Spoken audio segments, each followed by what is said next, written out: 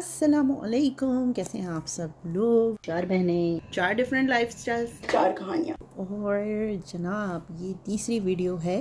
पहली वीडियो में मैंने आपको ये बताया था कि मैं किस तरह से लिस्ट आउट करती हूँ चीज़ें, कि मुझे पता हो कि कौन सी चीज़ चाहिए, कौन सी चीज़ नहीं चाहिए। दूसरी वीडियो में मैंने आपको बताया था कि मैं मेन्यू कैसे सेट करती हूँ और उसके साथ साथ लिस्ट कैसे प्रिपेयर करती हूँ मेन्यू के हिसाब से, और इन बजट रहकर हम किस तरह से ग्रोसरी कर सकते हैं।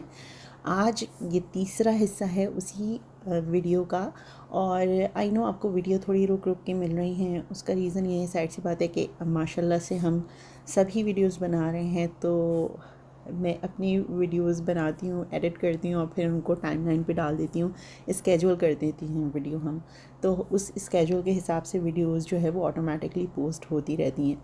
यूजुअली हमारी वीडियोस आती हैं फ्राइडे को और मंडे को, बीच में हम समटाइम्स संडे को भी डाल देते हैं, लेकिन अभी थोड़ा इरेगुलर हुए में हम लोग हफ्ते में सिर्फ एक ही वीडियो डाल पा रहे हैं। उसका रीज़न सिंपल सा ये है कि आजकल लॉकडाउन चल रहा है और बच्चे होम स्कूलिंग कर रहे हैं और घर में ही सब कुछ हो रहा है, तो बहुत ज़्यादा सब घर घर का ही हो रहा है, तो उसमें इतना टाइम नहीं मिलता। बच्चों को स्कूल भी मतलब उनको सुपरवाइज़ करने की ज़रूरत होती है कि क्या काम कर रहे हैं, क्लास का टाइम है, फिर लंच वगैरह सब घर में ही करते हैं।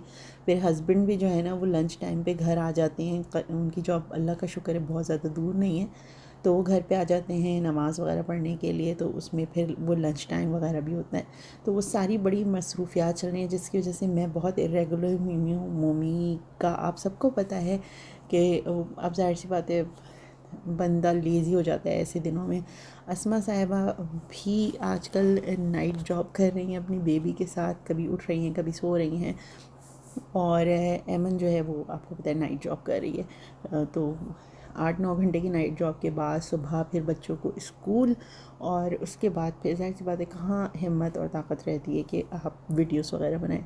तो सॉरी, बेयर विद अस, हमारी बहुत सारी मसरूफियात हैं, लेकिन उसके बावजूद मेरी कोशिश ये है कि मैं कहीं ना कहीं से बीच में से कोई वक्त निकाल के सबको खींच तान के किसी न किसी तरह से वीडियोस वगैरह बना लूँ। अच्छा, ये जो ग्रोसरी स्टोर मैं दिखा रही हूँ ये नो फ्रिल्स है, और यहाँ पे low budget no name price की जो स्टफ़ मिलता है वो काफ़ी अच्छा और रिजनेबल प्राइस में मिल जाते हैं। जैसे कि आजकल ग्रोसरीज़ बहुत एक्सपेंसिव हुई हुई हैं, चाहे आप कहीं चली जाएँ। तो यहाँ आइल वाइज बना के रखा गया है कि क्लीनिंग का स्टफ़ कहाँ है, और ड्रिंक्स और कुकीज़ वगैरह कहाँ पर हैं, पार्टी स्टफ़ कहाँ है, डिस्पोजेबल आइटम्स कहाँ मिलते हैं। तो प्रॉपर आइल्स बनाई। इंटरनेशनल फूड की अलग आयल है, आप वीडियो में देख रही होंगी उल्टे हाथ की तरफ, ये पूरा फ्रीज़र एरिया है जहाँ पर मोस्टली गोश्त रखा हुआ है all the way on the left side, और उसके मिडल में जो है वो फ्राइज़, गोश्त का आइटम, पास्ता स्टफ़ और इस टाइप की चीज़ें रखी हैं। अच्छा, मैंने पास्ता लिया था क्योंकि मोमी ने एक बहुत ज़बरदस्त पास्ता हमको खिलाया था, और मैंने उससे कहा था मैं वीडियो बनाना इसकी और डालना ज़रूर, क्योंकि मैं तफसील से देख के ना फिर मैं ख़ुद इत्मीनान से बनाऊँ, क्योंकि वो इतना ज़बरदस्त पास्ता था कि चटपट वो झटपट से ख़त्म हो गया। यहाँ पे मैं, अच्छा आप लोग को लग रहा हो कि हॉट डॉग हैं, कहाँ इनको हॉट डॉग जाता है, लेकिन ये हलाल मीट के भी बने हुए।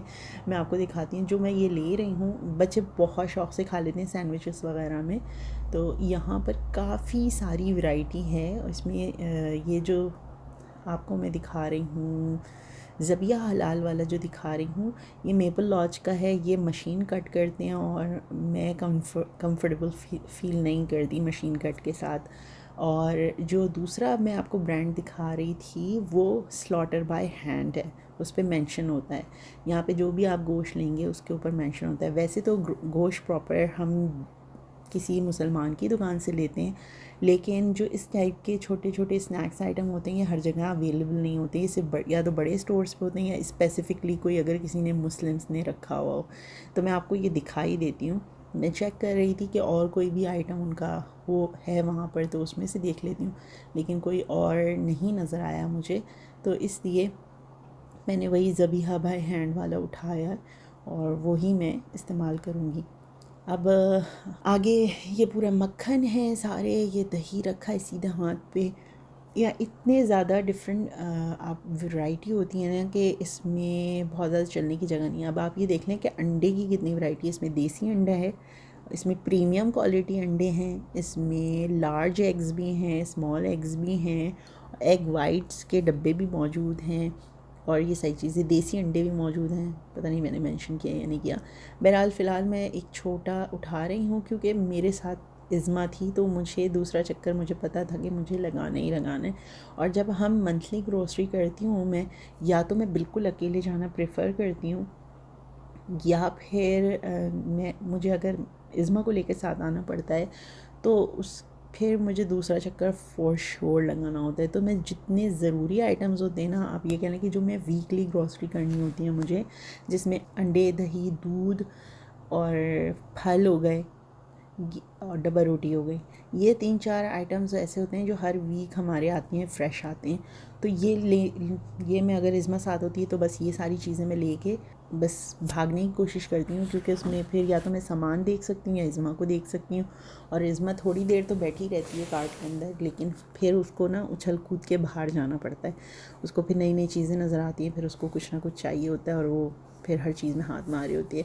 ये पूरी आयल जो है, यहाँ पे फ्रोज़न आइटम्स हैं। यहाँ पर chicken nuggets, lasagna, pre made lasagna वगैरह यहाँ पे बना हुआ रखा होता है। पिज़्ज़ाज़ बने हुए रखे होते हैं, आपने सिर्फ लेके जाने हैं, उनको ओवन में 10-12 मिनट पकाने हैं और वो रेडी हो जाते हैं। लेकिन इसमें कोई भी हलाल आइटम नहीं था, सिवाय वेजी स्टफ़ के कोई हलाल आइटम नहीं है।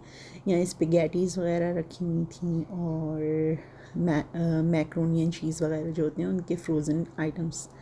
ये यहाँ पे सारे फ्रोज़न रोटियाँ हैं और इंडियन ब्रांड्स भी हैं इसमें और कैनेडियन ब्रांड्स भी हैं इसमें और पाकिस्तानी ब्रांड्स भी होते हैं। ये अच्छा, यहाँ पे इतनी बड़ी वैरायटी नहीं है।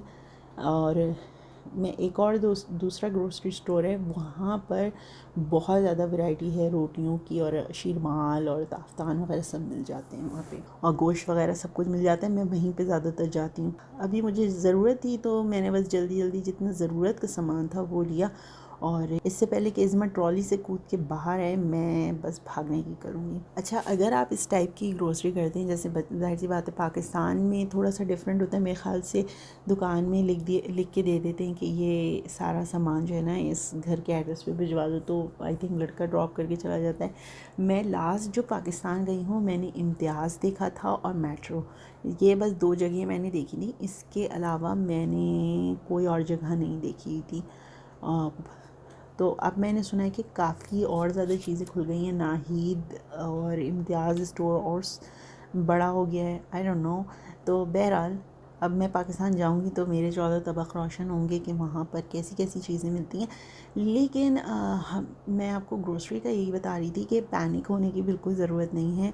आप 2 दफ़ा में भी ग्रोसरी करें। जैसे आज मैं इसको लेकर आ गई थी, जब मैं इसको नेक्स्ट डे मैंने करनी है ग्रोसरी, तो यहाँ पे 2-3 चीज़ें और होती हैं, प्राइस मैच वगैरह भी हो जाते हैं। प्राइस मैच की ऐप आती है और मैं ऐप आपको स्क्रीन पे दिखा दूँगी कौन सी ऐप होती है। ये ऐप आप यूज़ कर सकते हैं। इसके अलावा अगर आप कनाडा में रहते हैं तो आप आराम से प्राइस मैच करवा सकते हैं। सारे स्टोर्स पे अवेलेबल नहीं है, लेकिन कुछ स्टोर्स पे अवेलेबल है।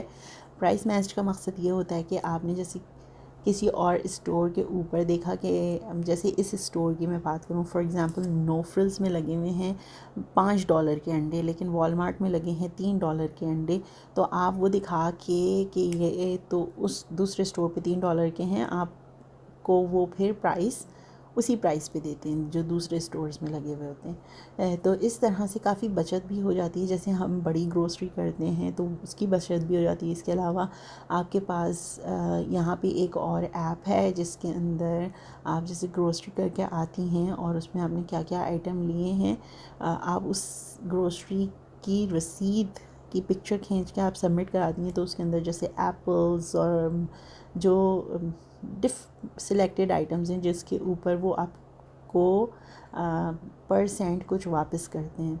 तो उससे भी आपके पैसे जमा हो सकते हैं। मुख्तलिफ़ लोगों को मुख्तलिफ़ क्रेज़ होते हैं, तो जिन लोग को ये क्रेज़ है कि वो इस तरह से थोड़े से पैसे सेव कर सकते हैं कूपन्स के ज़रिए, मैं असल में मुझे बहुत शौक़ था और मैंने थोड़े अरसे तक इसको किया भी, और लेकिन मुझसे ज़्यादा अरसे तक हो नहीं सका, क्योंकि फिर मैं बीच में ये होता था, मेरे हस्बैंड ले आए जब इज़्मा हो गई थी, रज हो गई थी, उसके बाद से I kind of lost it, कि मैं ट्रैक वगैरह जो है वो करना भूल गई थी चीज़ों का, कि मुझे क्या क्या मैंने क्या ख़रीदा, इस हफ़्ते कौन सी रसीद है, ये सारी चीज़ें मेंटेन करना जो है ना वो थोड़ा सा काम होता है।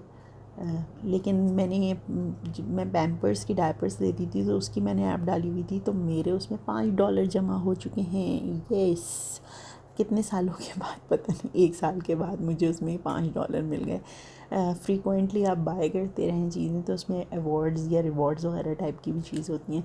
बस मैं जल्दी जल्दी कुकीज़ और ये सारी चीज़ें ले आऊँगी और मैं घर की तरफ रवाना होंगी, और घर मैं दूसरी भी ग्रोसरी कर लूँगी, सारी ग्रोसरी कर लूँगी। फिर मैं आपको दिखाऊंगी कि मैं किचन को किस तरह से ऑर्गेनाइज़ करती हूँ, चीज़ों को किस तरह से स्टोर करती हूँ, ताकि आप लोग भी थोड़ा सा उससे आइडिया ले सकें। स्पेशली ये वीडियोस उनके लिए ज़्यादा हेल्पफुल होंगी जिन्होंने अभी नया नया घर संभाला है, जो नया नया सीख रही हैं कि घर किस तरह संभाला जाता है।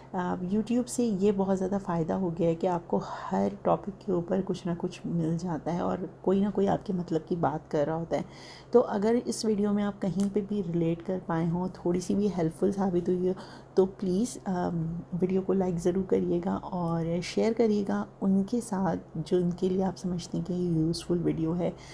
मैंने अक्सर देखा है, मैं आजकल पाकिस्तानी व्लॉग्स देखना शुरू किए हैं मैंने, तो उसमें मुझे पता चला है कि इस टाइप की व्लॉग्स बहुत पाकिस्तान में थोड़ी सी फेमस हैं, तो इसलिए मैं भी इस टाइप की थोड़ी व्लॉग्स डाल रही हूँ, ताकि जो आप लोग का टेस्ट है वो मुझे पता चल सके।